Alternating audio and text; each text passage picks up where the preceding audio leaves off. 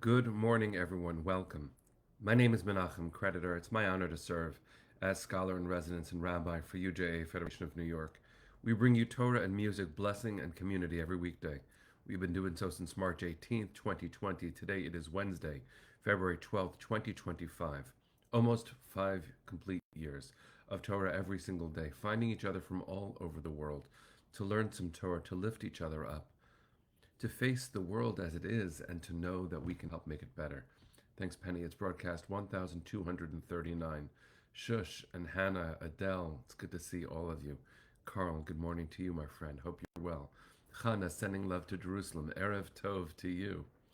Shari, good morning. Richard and Siona, yes.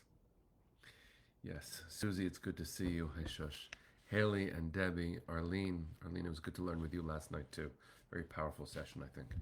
Linda and Ellen, Jack, good morning. Amy and Judy, it's good to see all of you. Let's take a breath. We're going to sing a bracha. We're going to learn some Torah. Here we go.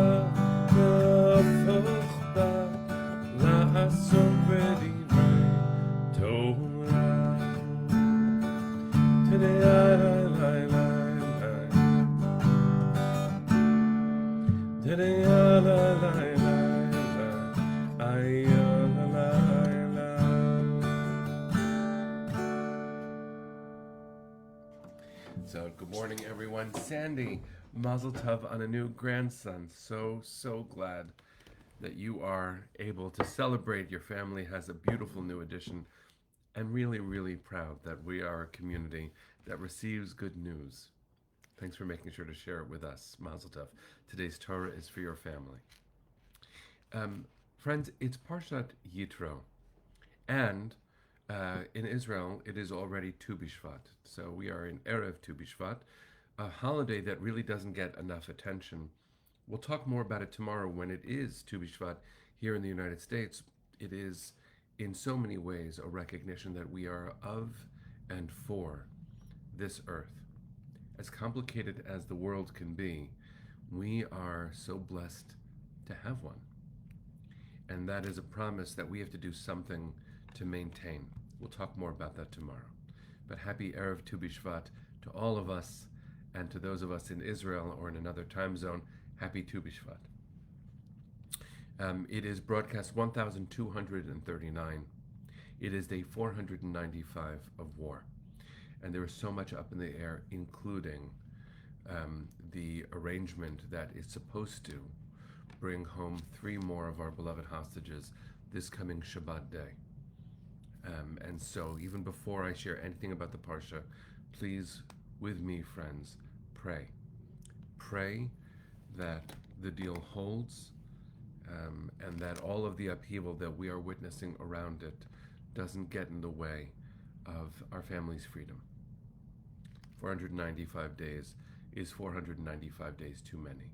It is an unfathomable amount of time, and our hearts are there, even if we look at the text, at least speaking very personally, Ofek, you're in Israel. So honored to be able to share this with you. First of all, a happy Tu B'Shvat to you, and my heart is with yours. I hope that what I share on this broadcast brings you comfort and strength. Very proud to be family with you. We're going to talk text, but I want to make sure that I share with you. When I look at the Torah these days, when I look at the Parasha these days, when I look at really anything these days, all I see is the beloved faces of our family members. I've been thinking a lot, specifically about Oded Lifshitz, who I look at every day, all day. He was 83 when Hamas kidnapped him from his home in the south of Israel, and he is now, because Shlomo Mansour, Zichrono Livracha, we learned about him. He was 85 when he was taken from his home by terrorists. We learned that he died on that day. He was murdered on that day. So Oded is now the oldest of the hostages, and I've been thinking a lot about him. So I'm going to hold his face up just so you can be with me, thinking about this Saba, this human being who deserves to be home. I'm trying to get the glare away so you can see his face. So today's Torah is also for Oded. Let's talk about the Parsha for a moment. Of course, now our hearts are where they're supposed to be, and the prism is named. So we'll look at the Parsha with hearts that are heavy, asking tradition, asking our community, our living, learning community, to be a place of strength, of support, of love, and of meaning making. Arlene, you're sharing that you met Oded's granddaughter in Israel last February. Yes. His grandson also has spoken to a number of our groups in New York and in the at headquarters for the Hostages and Missing Families Forum in Tel Aviv. Parshat Yitro includes Revelation, the revelation at Sinai. And it is an extraordinary moment, obviously. It's the pinnacle moment, the birth of our people. And here we are, standing at the mountain, waiting to receive Torah. And I want to share that it has been a delight for me that my wife, who's now a rabbinical student, which is just the coolest. It's amazing. Neshama is studying for rabbinic ordination at the Academy for Jewish Religion with amazing teachers like Dr. Ora Horn-Browser, who I am proud to call my friend and teacher as well. And one of the topics that Neshama's been studying with wonderful, wonderful teachers and classmates is the question of Revelation. What happened at Sinai? And so I've been revisiting this material. I get to do homework with my wife. It's the coolest thing. And it just deepens what meaning making at home can be. Learning Torah with your family, what a gift. What happened? What happened at Sinai? Now, you can look at Parshat Yitro, and the text offers an answer here. Moses ascends a mountain in the middle of the desert. The people are told to stay down at the base of the mountain because it's dangerous to come too close to the holy. And Moses ascends. The entire mountain is surrounded by smoke and fire and thunder and voices. The sound of the shofar is heard, which makes it less a mountain and more a volcano in the middle of the desert. It is so intimidating. It is an infinitely intense experience, so much so that Midrash, meaning not the Torah, but comments on the Torah, suggest that people could not survive. It was so intense that the entire people died and then was brought back to life. It makes the miracle a triple miracle. Basically, what it's saying is it was just too much for a human being to endure. Only Moses could endure this. But that's not really the question we're asking. The question is, what happened at Sinai? What was revealed? We call it revelation. What was revealed? There are some in the Jewish world today who believe that everything was revealed. Torah, the 5 books, Tanakh, the 3 sections of the Hebrew Bible, even Mishnah and Gemara, the later rabbinic writings, and every conversation that happens in every house of study, all of it was revealed at Sinai. That's what we would call the maximalist position. It's not a literal read, it is an expansive, mystical read, that everything's shared in earnest in Jewish conversation in a holy way, all of that was revealed at Sinai. What a beautiful, powerful, cosmic way of thinking about things. But there are also those who say this is a moment of mythic birth. It didn't happen. There are those who say the Torah is a story, but it's not about history. I'm just going to quote my wife, whose words here matter so much, not just to me, but of course to me, but as a Jewish leader, as a thinker, an eloquent spokesperson for our people's thoughts. She said, I believe there was a moment. Again, I want to make sure that you know that this is me channeling Neshama Karlibach's teaching. She said, in a beautiful, simple way, I believe there was a moment. I know I opened this by asking the question, what happened at Sinai? That's a question born of curiosity. The implications are great when it comes to how do we know what to do as a people? What does God expect of us? What happened in that moment to the newly freed children of Israel, our ancestors? What did they learn?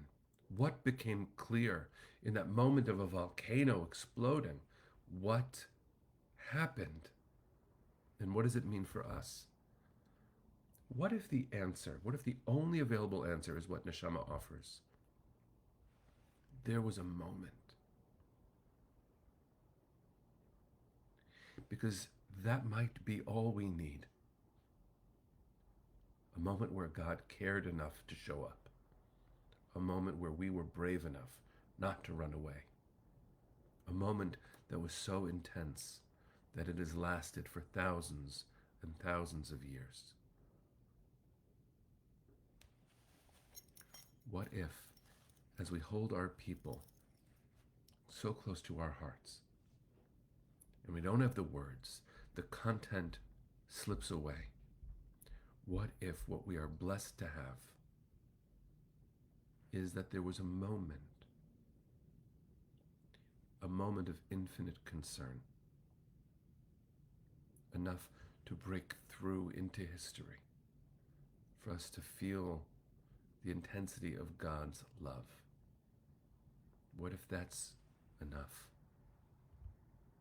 There are other beautiful, beautiful things that we call Torah that perhaps had their origins at Sinai.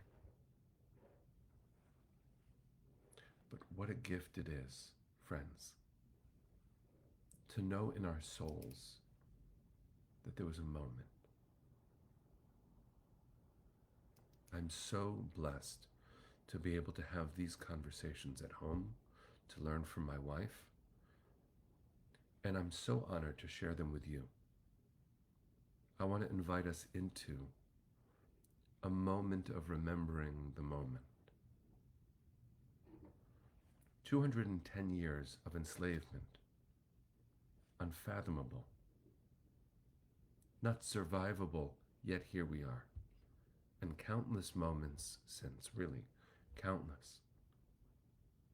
What if what we need in all of these hard times is to remember that God cared enough to show up, and though our spirits were constricted by 210 years, by generations and generations of dehumanization, of otherness, what if what we need most of all is to know that no matter what, God cares, and that in that moment, God made a promise, I will always care. You will never be alone, no matter what. I share these thoughts with you because I think they are important. As Cindy is saying, and as so many of us say each day, Hineni, I am here. Here we are. And so I don't know what you think about God, what your theology is. It's actually less important than you might think, the detailed understanding of the divine. But what if, even in moments like ours, even in moments where our beloveds are just too far away, what if we just throw up our arms for a moment and we say, Hineni, send your love. I close my eyes so I can stand at Sinai with you again, God, and I will hold my ground while it shakes, because I know you're there. If that sounds, friends, too theological, okay. But I guarantee you that on the other side of the mountain, because we are a lot of people, someone is throwing their arms open to you. For me, that's also how God shows up.